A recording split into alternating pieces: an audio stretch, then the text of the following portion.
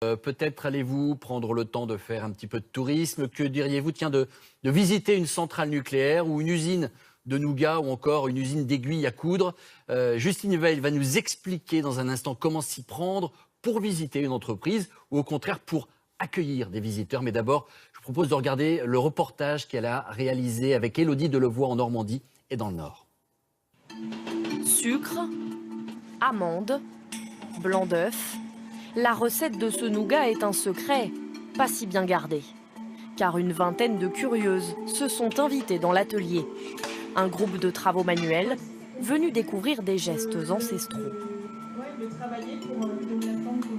C'est curieux à voir, oui. Surtout quand il étale bien dans les plaques, tout chaud. J'aime bien le nougat. Je suis gourmande. Et puis comme c'est une entreprise locale, pour voir un peu ce qui se fait dans la région. Pour le plaisir des yeux et des papilles, elle visite cette nougaterie ouverte au public depuis un peu plus d'1 an. Pour 4 € et pendant 1 heure, la patronne elle-même détaille les étapes de fabrication. Là, vous voyez, le nougat dans les pièces va partir en étuve. C'est cette pièce qui est là-bas qu'on n'ira pas voir puisque c'est une pièce à température régulée. Et les plus enthousiastes, ce sont peut-être bien les employés. Voilà, l'objectif de l'étuve, vous vous en doutez, c'est de déshydrater, de se sécher. Franchement, moi, les visites comme ça me fait plaisir. J'aime bien, franchement. Pourquoi? C'est pas parce qu'ils sont là. J'aime bien parce que c'est l'ambiance et parce que je suis fier de mon métier. Voilà, c'est ça. À la fin de la visite, passage par la boutique, obligatoire. J'ai un panaché et un caramel au beurre salé. J'en prends pour les enfants et mes petits-enfants. Oui. Et puis pour le mari, il adore ça. Ça c'est pour vous, il y a le cadeau à l'intérieur. Pour nous, c'est une vraie réussite. Et l'année dernière, par exemple, on a fait 2500 visiteurs. Voilà, donc on est très contents. Il y a 2500 personnes qui savent qu'on fabrique du nougat à côté de chez eux. Entre les ventes en boutique et les entrées, ces visites rapportent à la nougaterie autour de 20 000 € par an. Des retombées directes, c'est le premier intérêt pour les entreprises. Le deuxième, c'est une question d'image.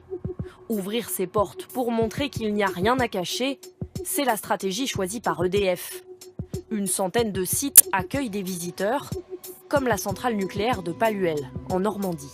Le fait d'être en bord de mer, ça nous permet aussi d'avoir un réservoir d'eau qui n'est pas négligeable. Ils sont une quinzaine, des étudiants, futurs ingénieurs. Alors ce matin-là, la visite est assez technique. Donc, au centre, vous avez le groupe turbo-alternateur. Ce sera un petit peu bruyant par contre quand on sera là-bas et un petit peu plus chaud aussi au niveau ambiance. Donc je vous emmène. Je trouve que c'est une grande chance pour nous. On étudie évidemment le fonctionnement un petit peu à l'école, mais de pouvoir voir par exemple ces grosses turbines en vrai, c'est assez impressionnant. On voit vraiment comment est produite l'électricité. C'est assez impressionnant de mettre vraiment une image très concrète sur les choses qu'on a vues en cours. Des jeunes qu'EDF accueille à bras ouverts, car ils sont de futurs salariés potentiels. Séduire pour recruter, c'est un autre intérêt pour les entreprises. À la fin de chaque sortie, on a toujours quelques étudiants qui nous disent « Ah ouais, non, ça a l'air intéressant, est-ce que je peux me renseigner », etc., etc. Fin de visite, interdiction de pénétrer dans les parties nucléaires. Trop risqué pour les visiteurs, mais surtout pour la centrale, qui ne laisse pas entrer n'importe qui. Il faut s'inscrire environ 3 semaines avant la date de visite escomptée, ce qui nous permet de faire un contrôle de l'identité des personnes qui souhaitent visiter avec les services de la préfecture et donc de manière à garantir qu'il n'y ait aucun problème de sécurité. Je vous laisse déposer vos cases, vous me donnez vos audioguides. Avec 13 millions de visiteurs en 2015, le tourisme industriel rencontre un succès croissant. Alors, certaines entreprises en font une activité à part entière. Dans cette usine, on fabrique des aiguilles à coudre et on le montre. Espace d'accueil flambant neuf, casier, vitrine pédagogique, toute l'usine a été réorganisée pour accueillir le public. On a créé un chemin pour les visiteurs séparés des machines pour pas qu'il y ait un quelconque risque. On a donc installé des lutrins avec des écrans qui montrent les mouvements des machines, qu'on peut voir de près alors qu'il est difficile de voir les mouvements de près. Coût des aménagements, 4 millions €. Mais le succès est là. La fabrique reçoit 15 000 visiteurs par an. Pour moi, ça m'apporte plus qu'une visite de musée où c'est un petit peu figé. Moi, j'adore ce genre de visite. Je suis complètement épatée. Je ne m'imaginais pas que quand je cousais ou quand derrière, il y avait autant de travail. Et pour séduire les visiteurs jusqu'au bout, démonstration de la méthode de rangement des aiguilles. Un plateau rainuré, un peu d'huile de coude. Et le public est conquis.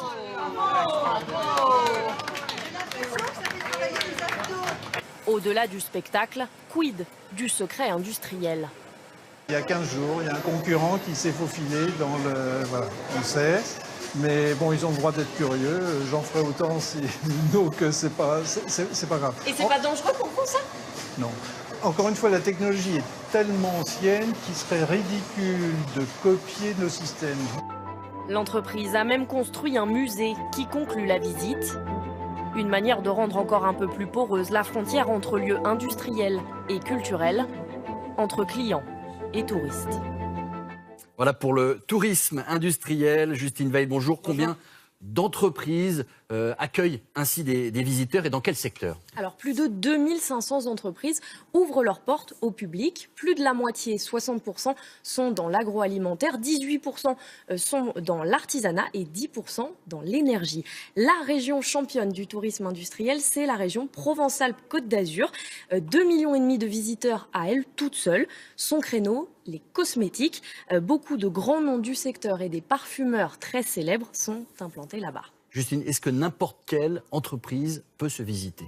Alors, il y a quelques règles à respecter pour accueillir du public. L'entreprise doit prévenir son assurance, doit être aux normes en matière de sécurité incendie et avoir des toilettes accessibles. C'est un petit peu le minimum.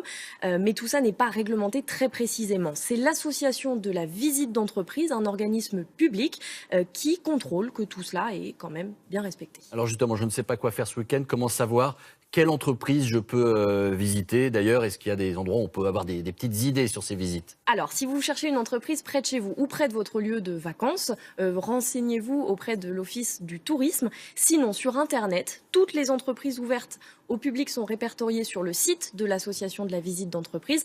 L'adresse, vous la voyez, c'est www.entreprisesetdécouverte.fr. Sinon, dernière option, investir dans ce guide. Il est sorti l'automne dernier et il recense un peu plus de 400 entreprises dans toute la France. Pour chacune, à l'intérieur, une rapide description et des infos pratiques, adresse, horaire, etc. Il coûte 10 € et effectivement, pour ce week-end, vous pourrez trouver de très bonnes idées, Nathanaël. Je vous laisse. Je vais y jeter un petit coup d'œil. Merci beaucoup, Justine.